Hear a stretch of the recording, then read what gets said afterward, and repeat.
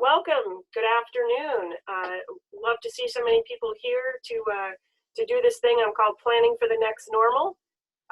Just to be clear, my colleagues were using the phrase new normal, and I argue that we are living the new normal. I mean, this is it. And so we need to be planning for whatever comes next, whatever our next normal is. This is what we need to be able to look forward and imagine that. So, you know, this is my mantra: prepare for the worst, hope for the best. Wait a minute, I just realized I'm pointing to a screen that I'm not actually sharing with you, so let me do that. There, I think that makes more sense. Okay. So here we go. If you look at this slide, I chose this kind of weird slide deck, you know, this weird template, because of this view. If you look at the road goes over hills and down into valleys. It sort of disappears and you don't really know what's down there, but then it comes up again, and ultimately it disappears off over the horizon, and we don't really know what's going on. But there's blue skies out there for sure. And so I decided, I like this slide deck. I'm going with this. This seems like a good theme for what we're looking for. Prepare for the worst, whatever that is you can imagine in your brain, but hope for the best. Let's be ready for whatever it is. So let's be honest. There's several different scenarios that are being played out. One is we just go back, you know, that stubborn school's opening. We're just going to do things like normal and you know, figure it out. Then there's some possibilities, like I just heard on CNN yesterday, that there's a university, and I think it's South Carolina, where they're planning to open as usual for the fall semester, but they're just going to plan to close down at Thanksgiving and assume there's a second wave coming. So, you know, they're anticipating that, yeah, we can get started, but then it's going to be disrupted. There are a lot of folks who are thinking that the school year might be just like this, that it might be take 2, new class. And then there are some folks who are thinking that there might be some kind of blended option, whether it's reducing the number of students in the school, or it's sort of rethinking what homeschooling means, where it's not parents withdrawing from the school system, it's parents working cooperatively with the school to do this distance learning thing for some students, because there's some talk in different groups about parents being afraid to send their kids back if schools do open. So, you know, there's different ways of creating these blended kind of learning. And I mention all of these not because I have any particular insight at all, but because I do believe strongly in preparing for the worst and hoping for the best, which means you have to be able to kind of get a vision of what you think the worst is and how you would be prepared for that eventuality. So, you know, imagine the worst outcome, or the biggest challenge you have to face. So the question is, how truly do we plan for the unknown? Because most certainly we don't know what's coming. So the first thing I suggest is that we rethink our education frame. Personally, I'm pretty comfortable with this because I've been kind of trying to direct people in this direction for a while.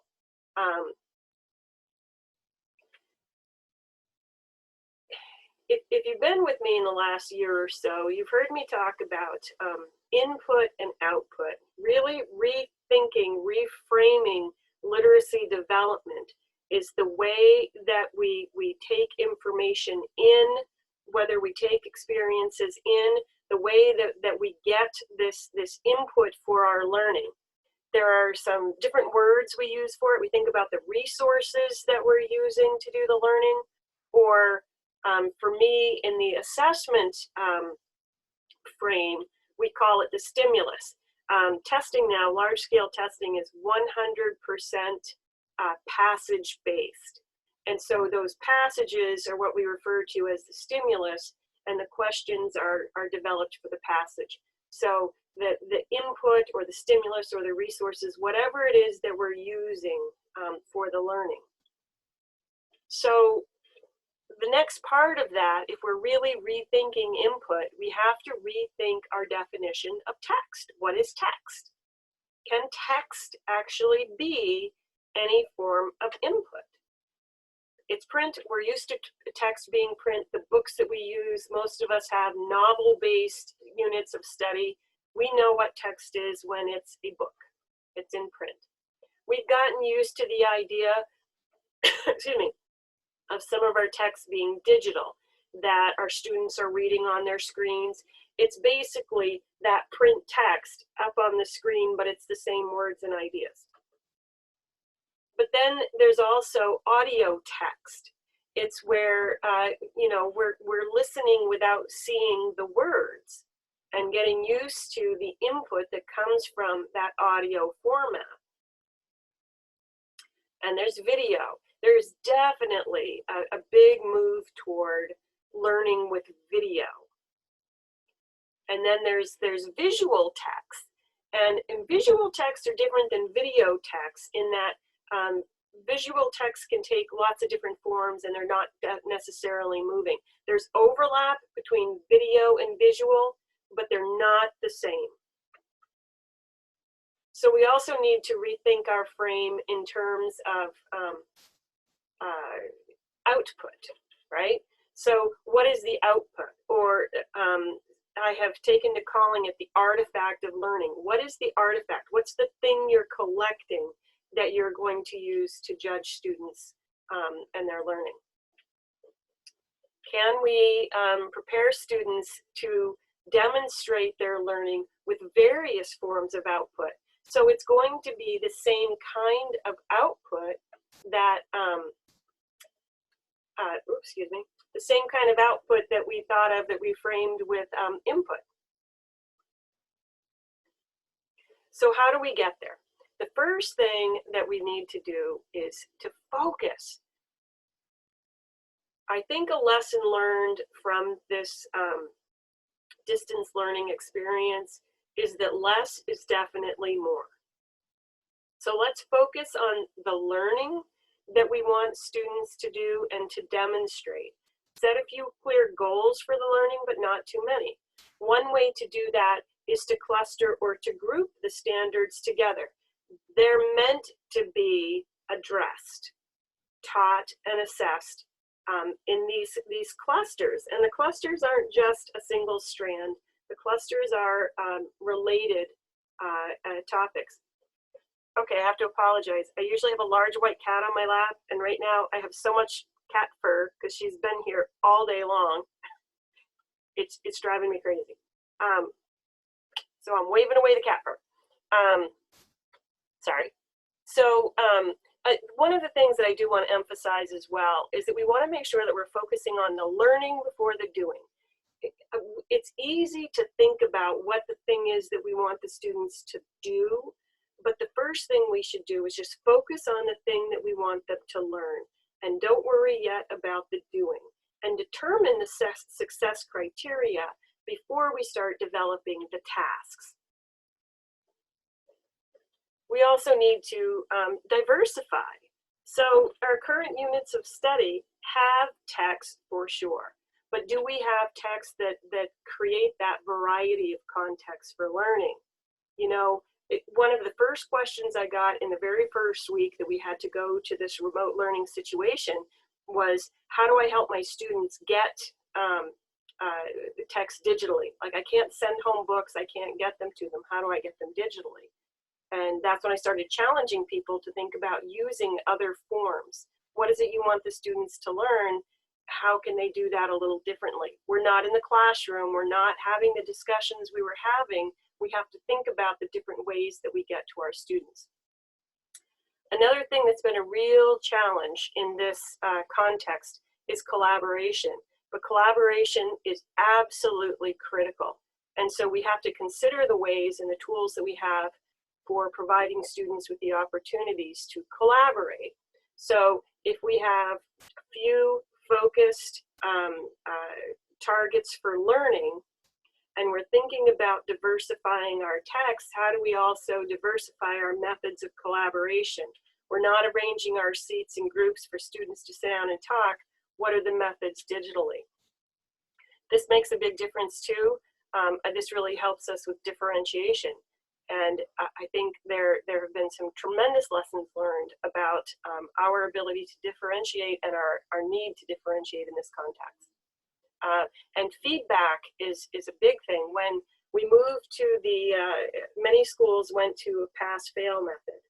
And all of a sudden, folks were struggling with how to give feedback because we're so used to giving feedback on a grading rubric that it was quite a challenge to think about how to give feedback without the grade. So that's something else we have to think about, how we diversify in the way that we give feedback for moving the learning forward, because that's what it's about. It's about moving the learning forward regardless of how we give that grade. And I want to make sure that for the output, we're thinking about diversifying the forms of presentation, the artifacts that we're allowing the students to use to demonstrate their learning. So I talk about about diversifying, and then follow that right up with simplifying. We do need to be practical.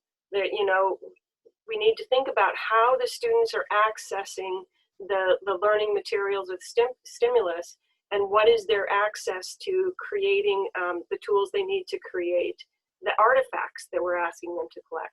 So be practical. This is a place where we can maybe develop what's come to be known as personalized approaches. And I just want to be clear, a personalized approach is not necessarily an individual. You know, this is where we diversify. We have what we want the students to learn, and then we have a few different pathways to get there. Same goal, same criteria, slightly different pathways. Let's face it, if you have 20 students in your class, you don't really need 20 different, completely different and unique pathways. The chances are the students are going to just need a few, just a little bit of difference between them.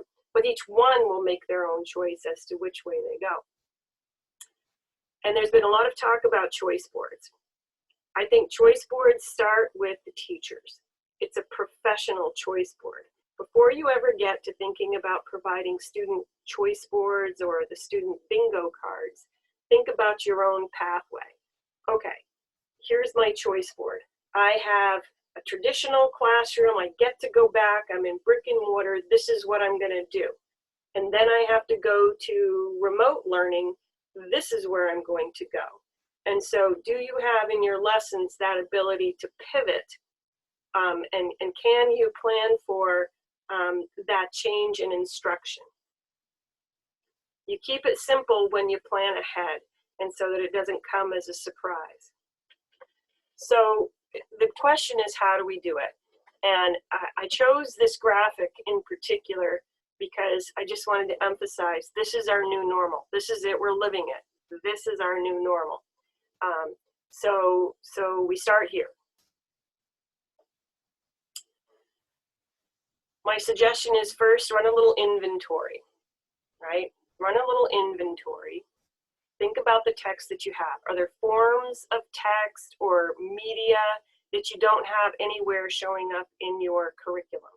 You might want to choose one, and I'm not saying, you know, we all have capacity, so choose an area where you might be willing to go. Reflect on how things have gone these last few weeks. Is there something that you think might have really helped your students if you had been more comfortable with it, or if you had included that form of media in your instruction?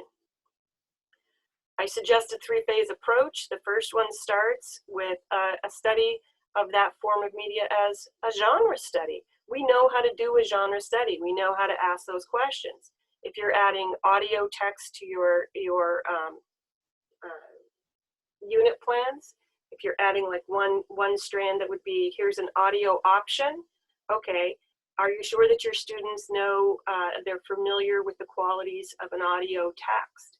And do what we normally do. What does the text say? We want to make sure they comprehend. How does the text work? Do they know what the form and format is, what the function of that particular genre is?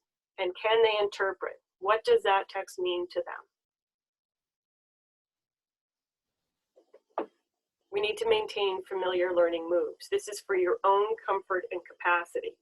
You have those standard practices, you know how to approach a text study, you know how to approach your learning outcomes.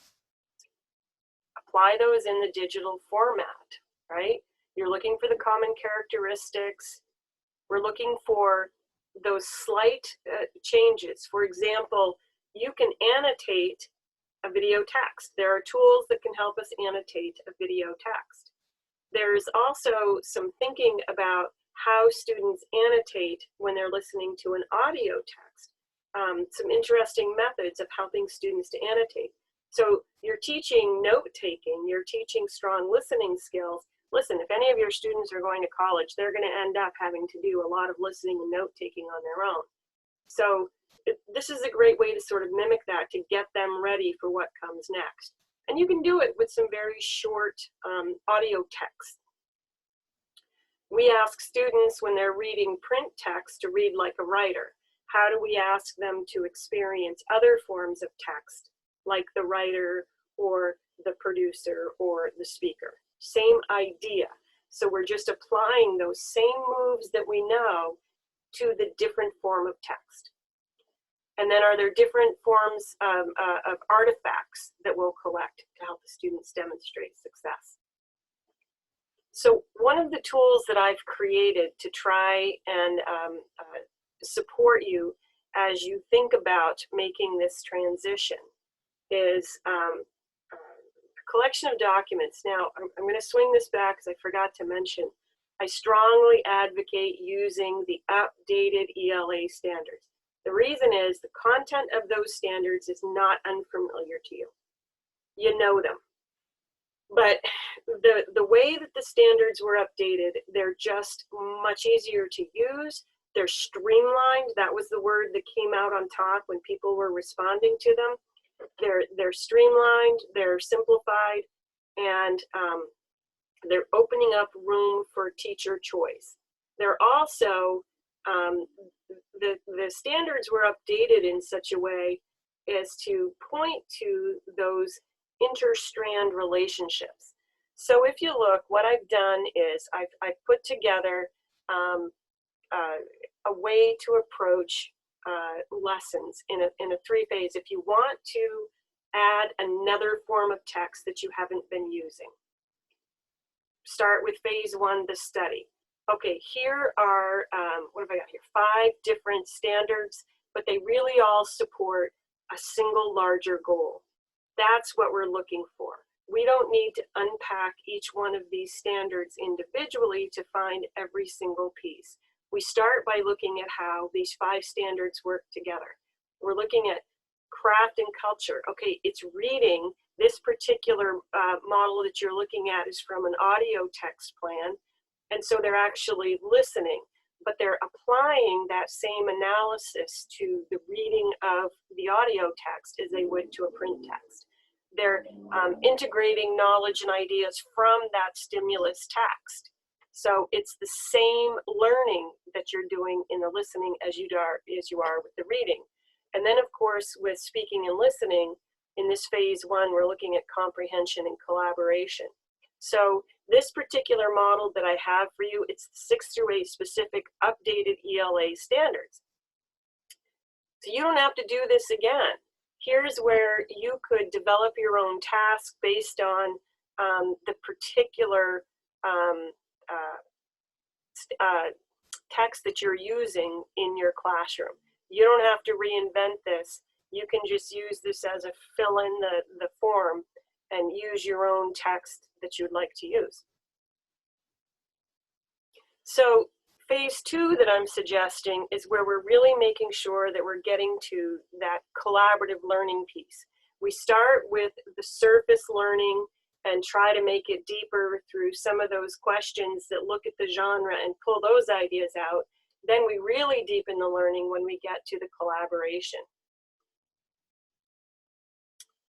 With collaboration and output, you want to think about what is available to you. What are the tools?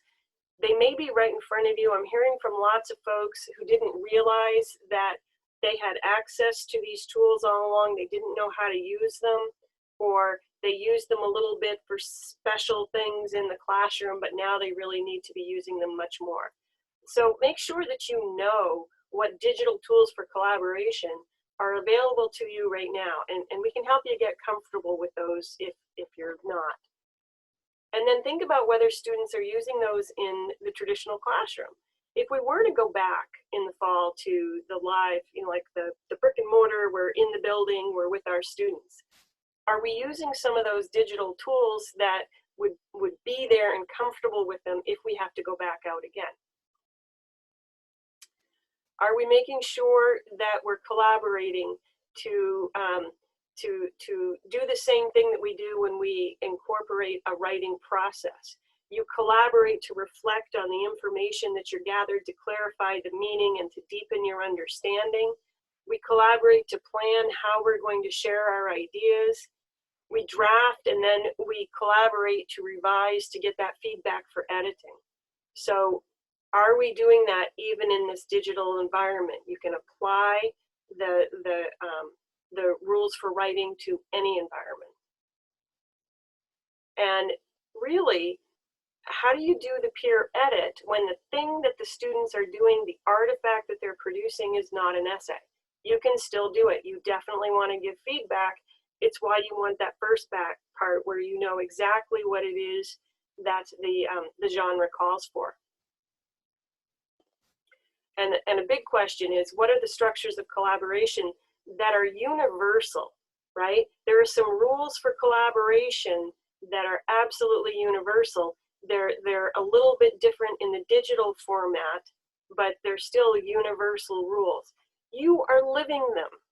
You are living them. And what's really interesting, I think, is that first week as well, I was asked a whole lot about how to support students as they get used to using Zoom or Google Classrooms or whatever you're using. And so I shared the rules for joining Zoom. And that was a document actually at DOE that got a lot of hits those first few weeks. Everybody was looking for some kind of rules they could start with. It's the norms of the digital meeting. Excuse me. So I want to show you the second part of this document that I have created. And this is, excuse me, really phase 2 is about collaboration and planning. It's about moving from surface to much deeper learning. And you'll notice in this part, we are looking more at the writing standards, because there is the process in production, there is that inquiry process, but also there are several reading and speaking and listening. This one incorporates all of our strands, it kind of pulls it together to look for a much larger goal. And I think another thing that we have to consider is that the task doesn't end when the student turns in that artifact, whatever it is. Because the reality is, in this world, in the way that we're working and the way that we're learning, we present in order to get feedback. So they turn it in, but then there's an expectation that they also respond. Now, if you've taken a graduate course, you know, especially if you've been doing a digital course, oftentimes you have to respond to your peers' projects, to their ideas. You have to engage in conversations. So it's never too early to really think about how we help students get ready to do that. So the writing standards, the updated ELA writing standards now are just 3. And the third standard is really about that output piece where we're paying attention to audience and purpose. And I think you need to roll into that language about audience and purpose, form and format. Those 2 words, form and format, should be part of the considerations for audience and purpose. We know that when we talk about audience and purpose, we might think about voice, we might think about vocabulary, language, the things that we're using. Form and format also mean the qualities of the genre. What are the things that you want to make sure that you're including? And so these are all part of that response, of that really understanding that you knew what your audience and purpose was, you were successful, and you're getting feedback from peers, or for us, from colleagues, to know how well you did. So here's the third phase, that produce. This is what actually is going to help us get to transfer of learning. And honestly, transfer of learning, that's what we're all shooting for, getting to that learning transfer phase. So here's where I've modeled how we group these particular standards in the audio text lessons. I want to mention also that there are these things, there are information literacies, media literacies, digital literacies. You know, these are phrases that have been kicked around for a while. They're really important. So here's something that I had to get used to. This was a hard pill for me to swallow, but I'm finally there. Literacy is now defined as having knowledge or competence. So when you stick literacy after something, it means that you're really understanding what that's all about. Information literacy is a primary goal for libraries. And so if you're feeling like it would be really helpful as you're looking at your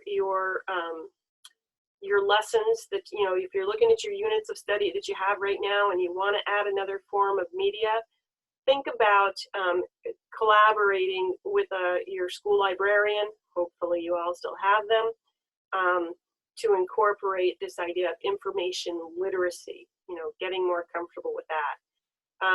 Media literacy, I just want to mention with media literacy, a lot of other states that updated the Common Core standards added a strand about media literacy specifically because they felt it was so important. For us, we looked at it and thought, if you have media literacy as something that sits over here, it might suggest that it's an add-on, or it's an instead of, or it's a choice. But the reality is we're preparing students for the 21st century. Media literacy is part and parcel of life as we know it, and especially now. So it's just embedded, expected, it's there. It's implied throughout all of the standards. So you want to understand that as you're reading them.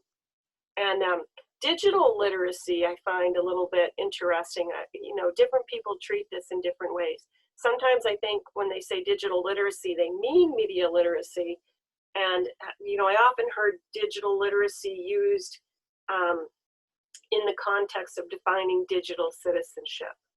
So I think all three of these ideas are part of what we incorporate into our updating or review or revision of our unit plans as we go forward.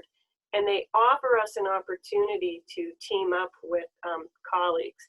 So, for example, the lessons that I showed you that have just ELA standards in them, my colleagues John and Emma are looking at the ISTE standards, and they're going to create that same document, including where the ISTE standards interact with that.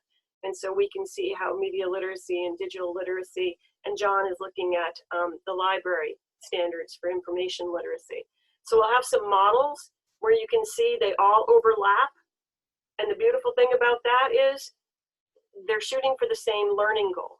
So when you step back from the tasks at hand and you really think about what you want the students to learn, there's lots of overlap and interaction. And it helps us to get some help from our colleagues for presenting. So now comes the big question, how we will help here from Maine DOE. I am going to post a poll. And I believe to do that, I have to stop sharing my screen. And I'm going to launch this poll.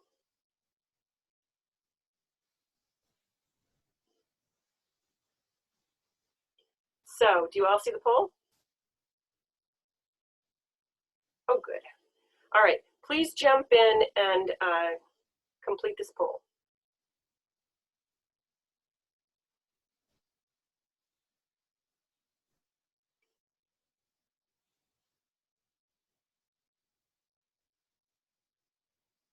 All right, we're 2/3 of the way there. So keep going.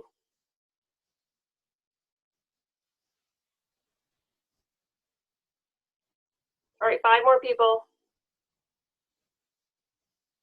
Yeah, Tiff, I'm sorry, you and I don't get to do it.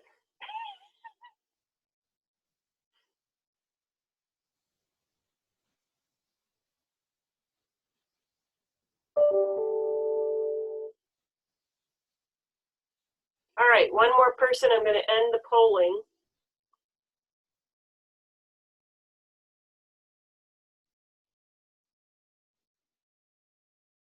And share the results.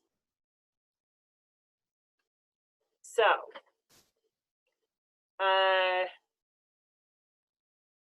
the district is planning the PD, or yes, you do have to, but you don't know what it is yet. I'm really curious about districts that are doing the planning for the PD because they're reaching out to us. I'll tell you, several of them have reached out to us to say, well, what can you do? So I think there may be, I'm curious to know, if you know exactly what your district is doing for PD, and I'm assuming it's probably the first week after you finish school this session, will you just throw it in the chat box what it is that your school is doing?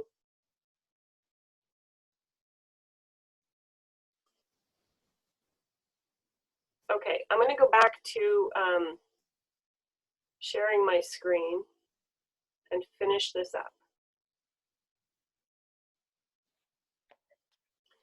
I want to make sure that that you realize there's some resources available to you. Text-dependent questions was something I did right off the bat. I felt upfront as we made this transition, we had to be very clear that teachers are using text-dependent questions. Some of you who are here today were part of the text-dependent questions session. Would you please put into the text box an idea, something that you took away from that text-dependent questions session that explains maybe why I felt it was important, why I put it right up front. And of course, you know, that's available to all of you. So I've got these 2 templates I've just shown you for 6 through 8, and I'll have the 9 through 12 done very soon. I had intended to have them done yesterday. Nothing goes as planned anymore. Working with my colleagues actually on some other lesson plan exemplars. So these, you know, I call it a template. It's not because you have to do it like that. It's because it gives you the opportunity to plug in the title you're using or the specific task that you're wanting to do. Yes, thank you, Tammy.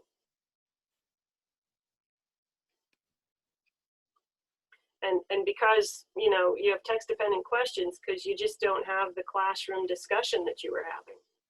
So here's the plan for June through August. And let me tell you, there's a lot of mixed messages there about PD, especially in June and thinking about, anyway, so here's the plan. We're launching this Grading for Equity text study. I got funding to buy 50 books. I've notified the first 50 people who signed up. You know who you are if you were one of them. It's open.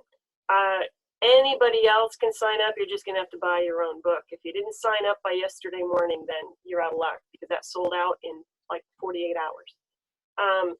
But we're going to do this Grading for Equity text study. And what we hope to accomplish with that is a reframing of our goals. You know, it's a redefining purpose. I think that this commissioner has a lot of ideas about education reform, and certainly in this context, there's plenty of opportunity. And this particular text and this whole idea of grading for equity is absolutely consistent with where she's heading. So good for us getting out ahead of that. I'm also planning over the summer to keep working on resources to support the updated ELA standards. This isn't like things we've done before. You don't have to do a lot of study. The standards are familiar, you'll know them. but the structure is different, and therefore the context is different, and it makes it a little easier, I think, as we move forward with planning our learning goals and looking at the success criteria, the way that we can restructure grading and feedback. It all goes hand in hand, and it's perfect timing with the updated standards. And lots more lesson plan templates that you can slide in for new types of text. I put something instruction in there because I still don't know. You'll tell me something. I'm planning something. And definitely part of that is a multidiscipline approach. We're trying to think about that student-centered learning. What's their experience, and how can we overlap with colleagues? And I keep getting questions about project-based learning. So yeah, that's a hot topic that we definitely will be exploring over the summer. Another big one is about platforms, and I just want to mention this. Neil, who's on here with us today, has developed a fabulous website about how you evaluate platforms, how you look at them. And June 10th, I believe it is, Neil is going to lead a PD session explaining the work that he does and how to use platforms. Neil, do you want to say anything else about that? There we go. No, just it's sort of a three-tiered approach, so it's meant to meet teachers wherever they're at. I think some of what we talked about is just how everybody's at various stages with this. So it kind of starts with like the learning basics for distance learning, like what are the terms we need to know. There's sort of a middle tier that's like, these are the most common things that I hear people are using. And then the third one is sort of, if you're feeling really comfortable and you want to start experimenting with other platforms and media, you can explore that. There's even a link at the end for what I think is a good resource of not just a list of tech, but a really solid review of what it is and what it has to offer. So. Absolutely. Thank you. I think it's timely and necessary. So, excuse me, in the next update I send out to you, you'll have an opportunity to sign up for that session, June 10th. So I want to remind you that you have access to all of these resources right now. This Padlet has the recordings of everything that's come before, from the TDQ that was first to last week's grading equity that Patty provided for us. It's all recorded and it's up there, and all the materials we used are in there as well. The other thing I want you to notice is that we're transitioning from the emergency situation. We're getting out of the distance learning, and we're just looking at professional learning. So this content page, the second link on this page, is the ELA professional learning. That is about to get heavily revised. So you want to be following that one. And I'm suggesting if you missed a session, if you need something, go look there. Okay, so if you haven't yet registered for the grading for equity text study, you can still do that. Absolutely, you can register. You're going to have to buy your own book. Corwin is offering a 25% discount and free shipping, so it makes the book about $26. So you can still plenty of time to do that. And I want to make sure that you complete the feedback for today's session, because part of that is I'm asking you what you want to do for learning over the summer. I'm going to send out this as well with the next update. And what I'm looking at is creating some small learning groups. The people who really want to know about effective use of audio text, I'm going to put you into a small learning group. If you really want to learn about platforms or whatnot, then I'm going to put you into a small group. So I want to know what it is that you want to do over the summer. You can't wait till August.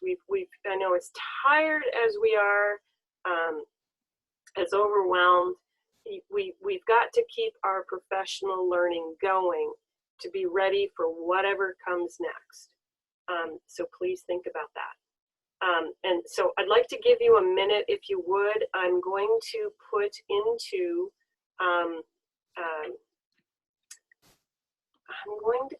into the text box the link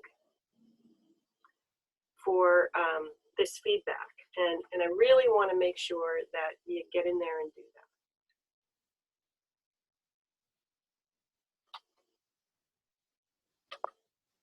There we go. So make sure you at least get that open if you don't want to do it right now. And so, you know, I'd like to end. I'll take questions. I'll open up conversation. And by the way, if you have any ideas, what are you going to read this summer that's not a professional text, it's not a classroom text? I need some, what's the word I'm looking for? Inspiration.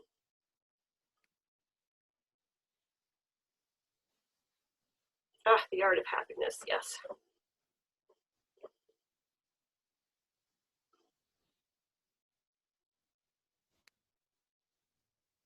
All right, questions, comments, concerns? I'm going to open it up.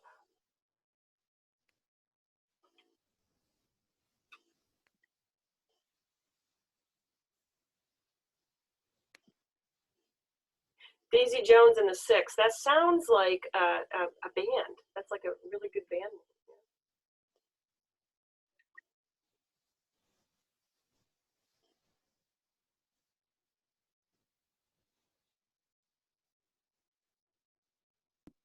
When it asks our county, the county we work in or the county we live in? The county we work in probably is what you want. Yeah, I think that's what we're looking for. We're trying to collect data about schools that are being served. And so okay. I do think so. I have Circe on my bookshelf. It's like, it's sitting there waiting for me. I think that might be kind of a beach read.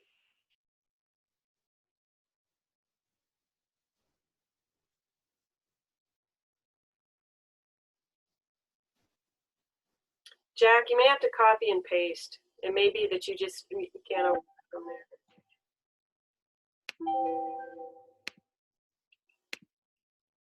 So I watched, you know, the dragon one. Why can't I think of it?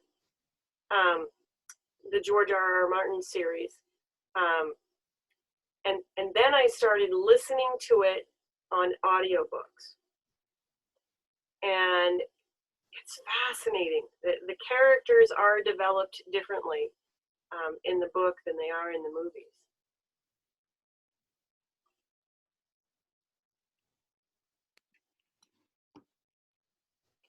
You know, Stephen King is definitely a summer read, but somehow I think Stephen King is even better as a winter read when you can't really just run away.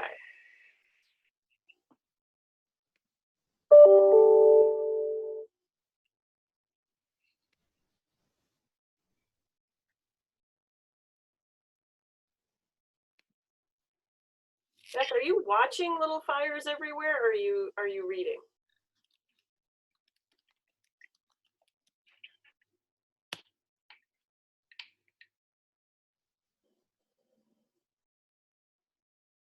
Okay, I just unmuted you. Okay, and then I muted myself again.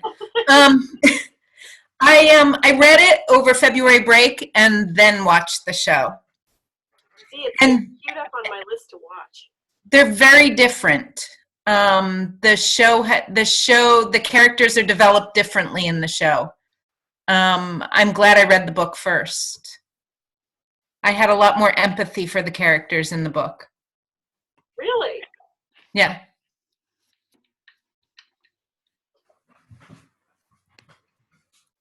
Jack, I'm sending you the link in email. Okay? We'll see if by sending it to you in email it helps. Well, thank you. I had a comment too, if you don't mind. Please do. So I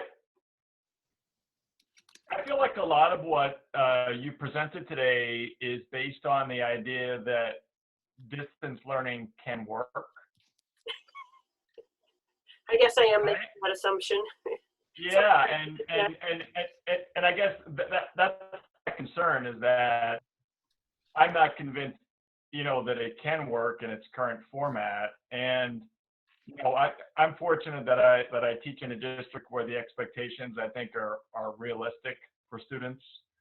And moving to a pass-fail situation, reducing the expected workload by 25%.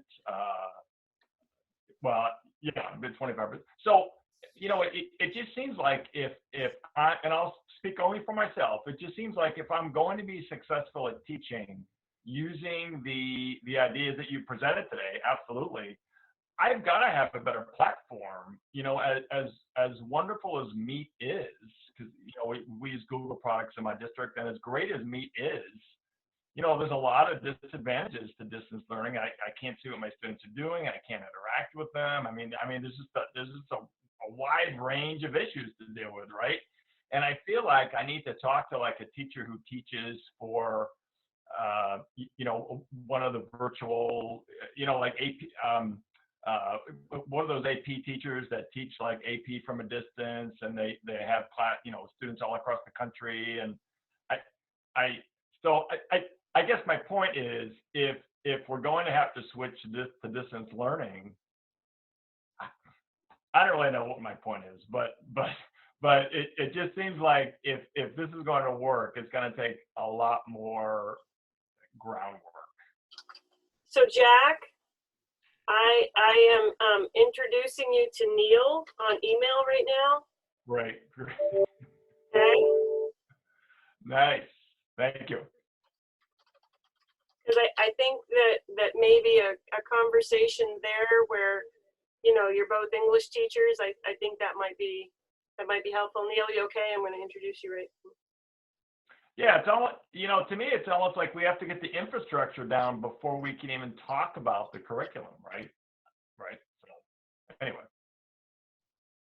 for what it's worth. I think, if I'm not misunderstanding, that's Neil's point.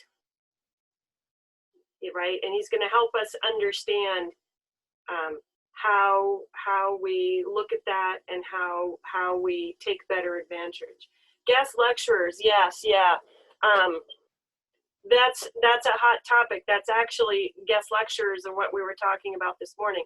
Neil is my next guest lecturer.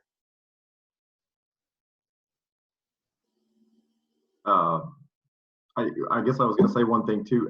One of the terms I put in the glossary is an acronym called SAMR, which maybe most people have heard, but it stands for substitution, augmentation, modification, and redefinition. And I think kind of what you're saying, Jack, is like that might be like the first approach. Is I think a lot of us looking for a lifeline right now just sort of need to look for substitution opportunities. Like, I've done this with my students, it works.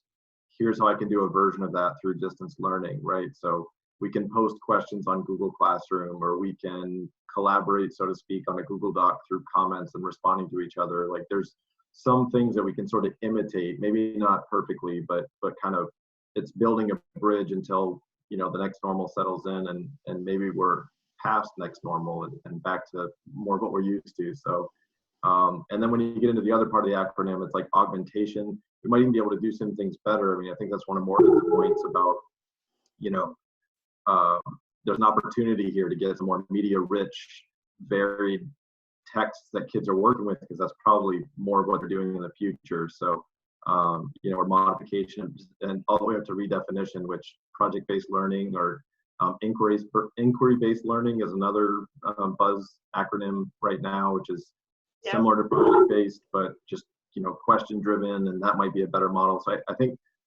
your point is a really fair one, and I think it's going to take some exploration for a lot of teachers to just, it's like we don't know what we don't know, and we're going to have to start experimenting a little bit. I think we have the content, we have the curriculum to a certain degree, even though we should be rethinking some of these in the era of new literacy, and just surviving long enough to maybe work on those. It's almost like being a new teacher again. That's the best analogy. It's like we're back to year one, and we're sort of taking the content we know, looking for opportunities to implement that in ways that we feel empowered and qualified to do, and sort of limping our way through it, hopefully keeping a day ahead. So unfortunately, that's maybe stressful, but I think it's a realistic perspective. So I don't know if that's helpful or not, but that's kind of my perspective.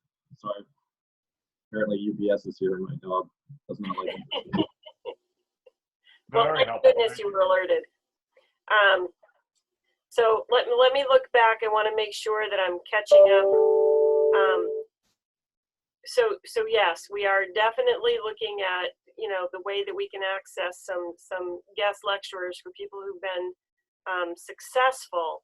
The interesting thing is the first week or two when this all started, I reached out to some of those universities that only do online education, and I said, all right, we need support. How do you teach people to do online teaching? And they're like, oh, we don't really do that. We just show them the platform that we're using. And so there's no pedagogy to it. It's really that technical aspect of how to do it, and they're expected to figure out their own pedagogy. That was really shocking to me. For universities that exist entirely online, that was very surprising. Kate's asking about the possibility of a statewide platform. I know that that's something that's being bandied around and lots of talk. I don't know. I don't know what's going to happen with that. I have no more information on that than any of you.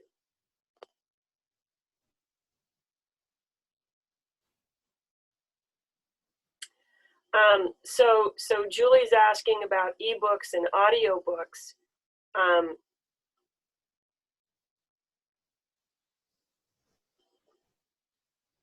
We definitely need to be including librarians in all of these discussions. They're eager to help out, and there's lots of ways to get free ebooks. And lots of ways to collaborate with our libraries. I think that we need to, one of the things that I'm hoping to do as we're exploring the grading with equity and we're looking at revising our units of study is to rethink independent reading and how we approach that. So can students apply their typical strategies for close reading text to, okay, a print book, an audio book, a video? What are the common qualities? And so that makes some of these things more accessible. That's where some of the personalization can come to play. But you're right, we need to be teaming up with librarians. Neil's workshop is at 9 a.m. on the 10th. Am I right, Neil? Yeah, good. Okay, thank you. Oh, good. He responded to that. Sorry.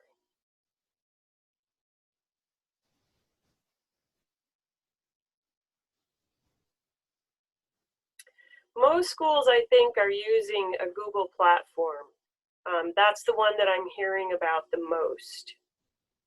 I don't know about Google Hangouts.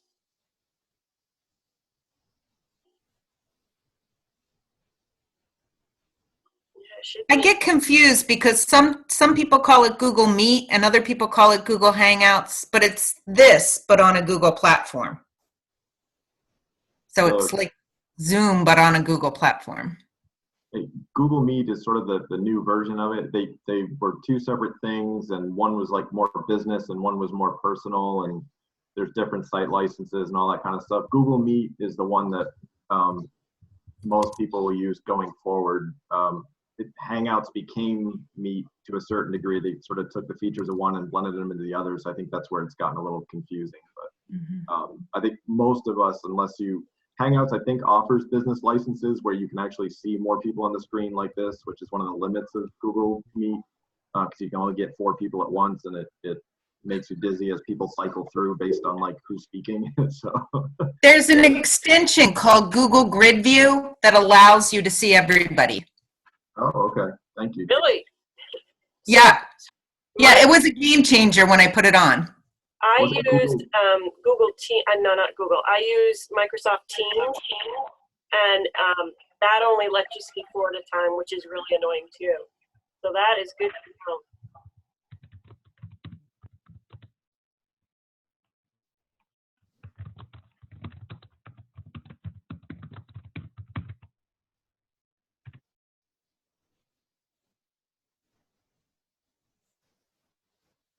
Lord, I'm not keeping up with this at all. Ah.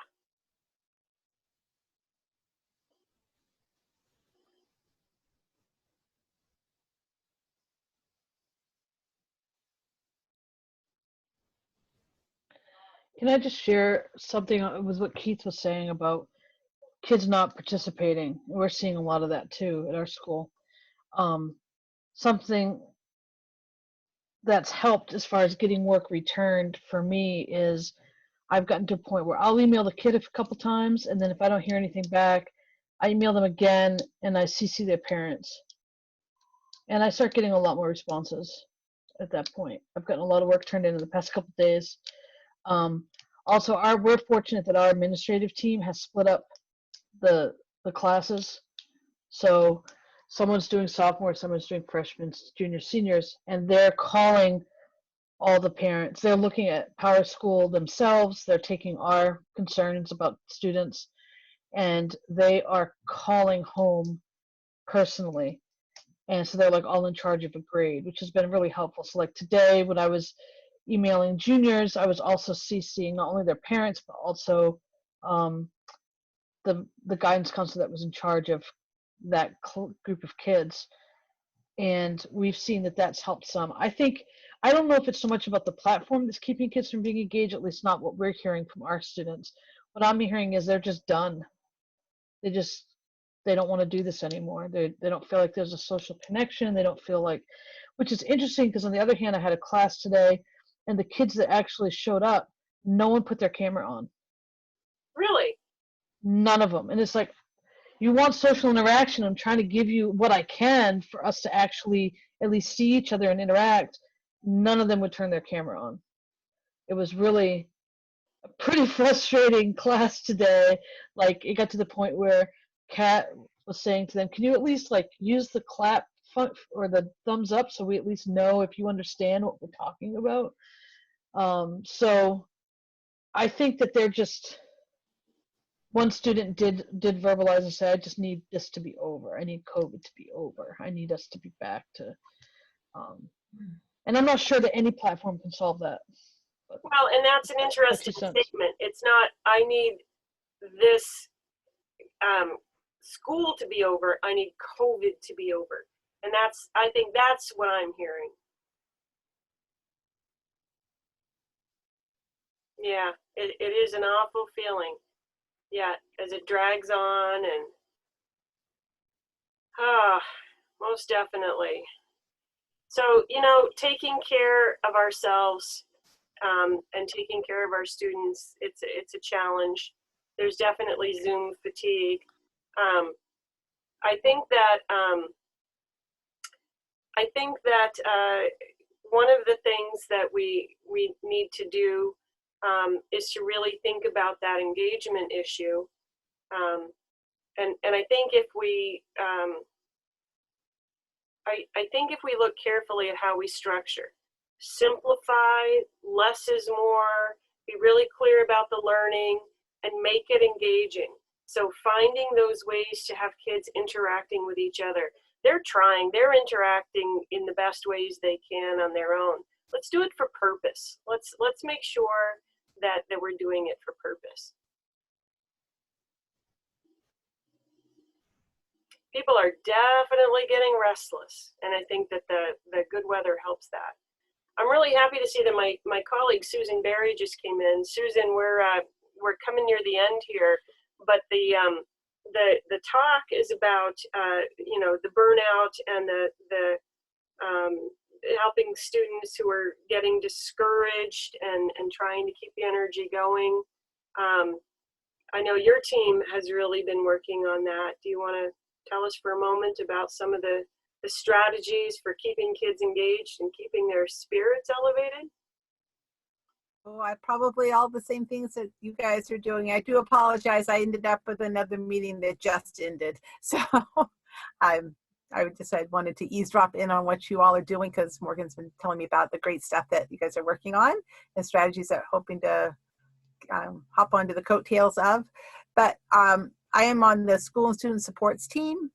So if you haven't heard about the bookending of the office hours during the week, At 8:30 every morning, Kelly Bailey, who's our social emotional learning specialist, does about a 10 to 15 minute focus to get people started, mindful moment, which is great. And then at the end of the day at 3:30, Bear Shea and sometimes Christina Stayed with yoga do an end of the day kind of closing for people. And that is focused and designed for staff to help all of you and to support all of you in your day-to-day efforts and endeavors. But in terms of students, I will say on our office hours and our professional development days with health education, physical education teachers, we're talking about all the time how to reach the students and engage the students, and keeping things simple is their big mantra. I don't know if that's what you're looking for, Morgan. I wasn't prepared to say anything. I was just going to eavesdrop. Immediately, I saw you coming in, like, put you right on the spot. This is what I do. No, that's exactly right. And I'm not sure if I've really done a good job of sharing that information with English teachers, with folks to know that that is happening and that's available to you. And again, that's very much focused on staff, but both Bear Shea and Kelly Bailey are doing sessions every week as well. And you can find that on the schedule with the ELA, but they offer sessions. So if you are interested in hearing more about some specific topics around social emotional learning or supporting students, they are offering different sessions. And we had one with our HE and PE teachers around family engagement and cultural responsiveness, which was really good with Decca DeLocke and Amelia Lyons. It was a really great perspective on why some of your students are struggling and why they're not reaching out because of the situations in their homes that we may not all think about or realize, and the struggles that students are having. So they gave a really nice perspective and things to think about. So I'm intrigued by Amy's comment and the way their school is doing theme weeks. I will tell you, I talked to a teacher from Doug Fisher and Nancy Frey's school. If anybody's a Fisher and Frey fan, you know that they run their own school, and they shut down for a couple of weeks, you know, when this all began, and they went to spring break. They took a time out, and they recrafted their curriculum. So I was talking to a high school teacher, and she said basically, you know, they had like a social studies teacher planned this thematic approach, and then the English teacher came in to figure out how that would work, and they regrouped students. So they were simplifying in a big way to do some interdisciplinary learning. But really what it was is what I'm talking about, that overlapping of the standards where they naturally overlap, so that the English teacher was providing the necessary support to get to those social studies goals, to get to those health studies goals, those kinds of things. So it's a great model. I'm going to borrow from them.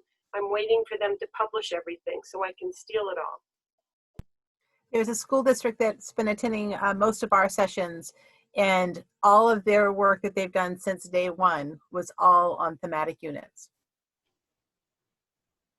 So I'm not sure how much of a difference there is between a thematic unit and project-based learning. I'm guessing there's quite a bit that can be. Yeah. Yeah.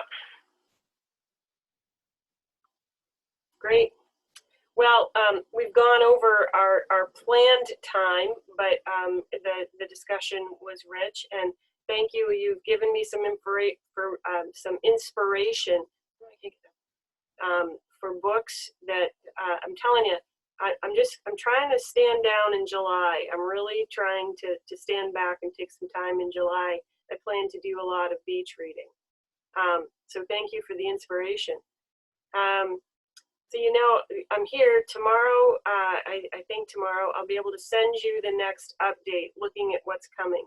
If you signed up for the text study, then I'll give you one link and password. It'll be the same for the whole series. And But I will survey to see if maybe you want to move that to the morning instead of the afternoon where it's June.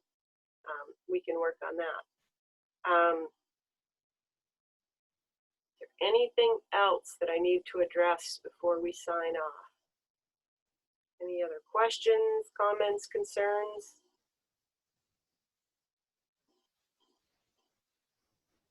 Excellent. All right, I'm going to stop the recording because I really did do it, didn't I?